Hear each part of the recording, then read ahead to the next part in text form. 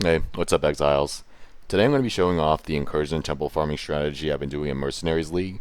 The strategy revolves around farming temples with Locus of Corruption and Doriani's Institute.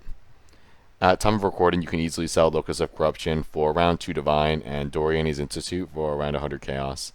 Temples with both usually sell for around 2.2 to 2.3 Divines. Worth noting that you can get a better ratio selling on TFT, but this strategy is still very profitable even if you do choose to sell on the trade site. Because you can run this strategy in low tier maps, the strategy is great for people who are starting to league late, or people who are playing a weaker character and need quick divines to get their build going. Additionally, because we are only farming one thing, liquidating loot is very easy and it's not uncommon to sell your entire stock in just a few trades. Alright, now really quick, I'm going to tell you everything you need to know about the incursion mechanic.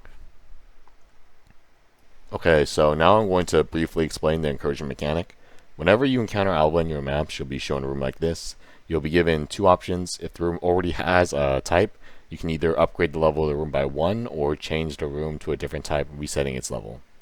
If the room is blank, you'll be able to change it to one of two types. The way you choose is by killing the architect in the top right or the bottom left, depending on which choice you want to make. So in this case, if I wanted to change the room to Gemcutter's Workshop, I would kill the architect on the top right. Another thing to note is the connection between rooms. It's important to make sure that your desired rooms have connections that lead back to the entrance. For example, in this temple, explosives room is accessible since you can follow the connections all the way back to the entrance. The way you make connections is by using the stone of passage that drops from one of the monsters in the incursion encounter.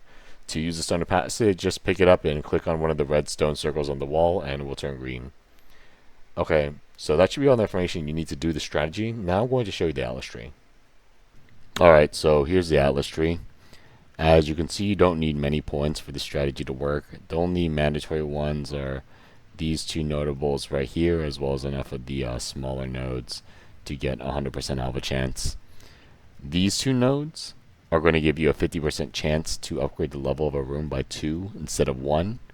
And this node is going to make it so that changing room types does not reset the level of the room and makes the level of the new room the level of the current room plus 1.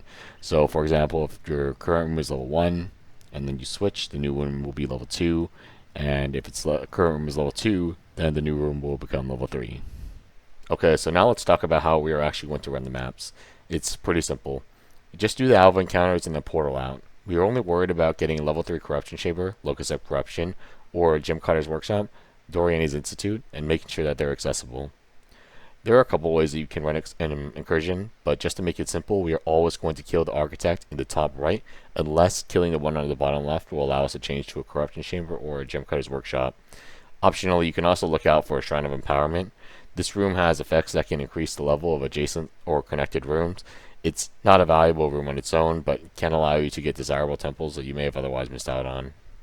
Now for the part that really makes the strategy pop off. The Incursion Scarab of Timelines. Once you finish all the Alva encounters in the map, the Scarab will generate a temple with the same rune types as your current temple layout, just with randomized levels.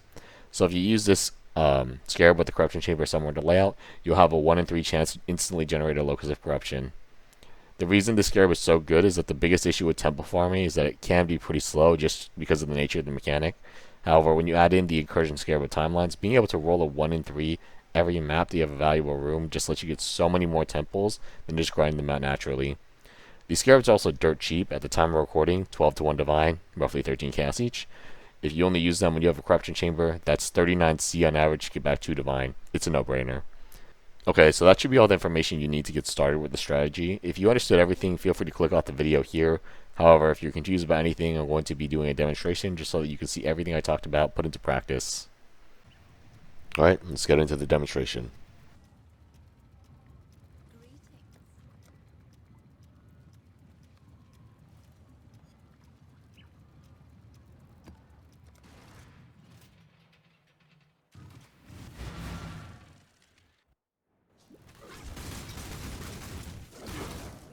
Like I mentioned before, we're always going to kill the architect in the top right whenever there's no valuable room.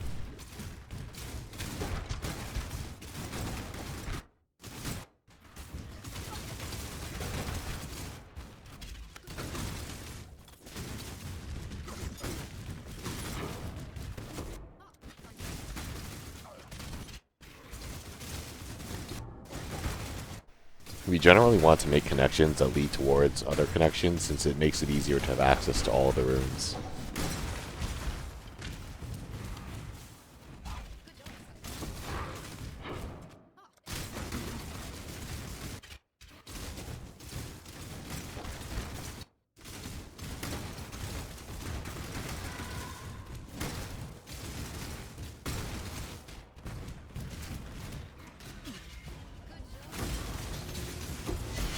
And after we finish all the incursions, we're just going to portal out.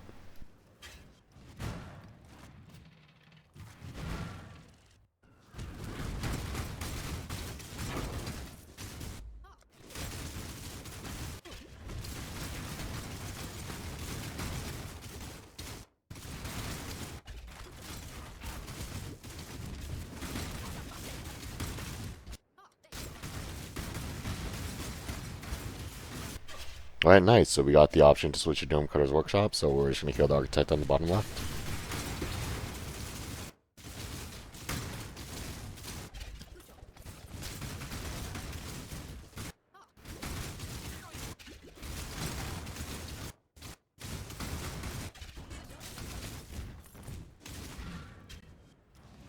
Okay, so now that we actually have a valuable room on our temple, we're going to put in the Incursion Scarab of Timelines.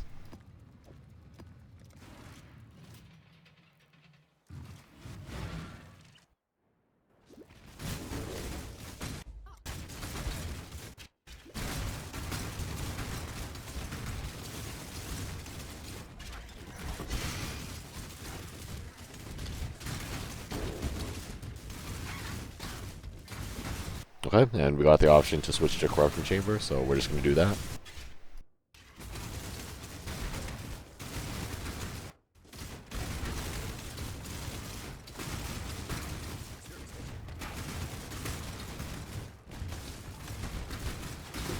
Important to remember that when we get a valuable room, we make sure it's connected if it isn't already.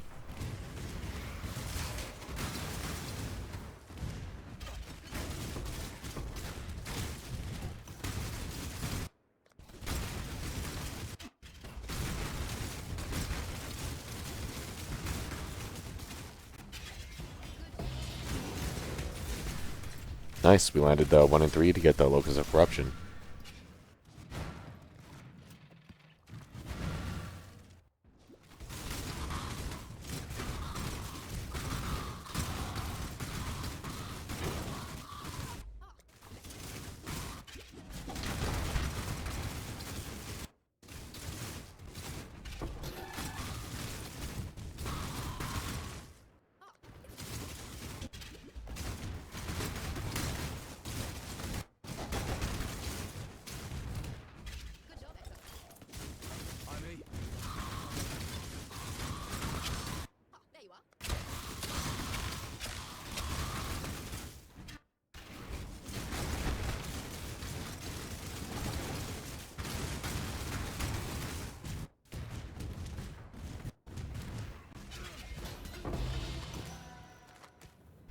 Got Doriani's here as well, which is pretty good.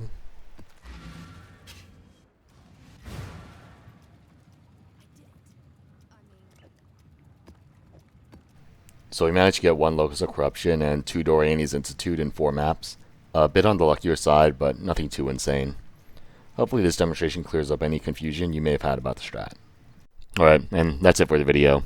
I did my best to cover all the information needed to do the strategy, but it's possible I may have forgotten to talk about some things. If you have any questions, feel free to ask in the comments below and I'll do my best to answer them. Other than that, thank you for watching the video, and have a great rest of your day.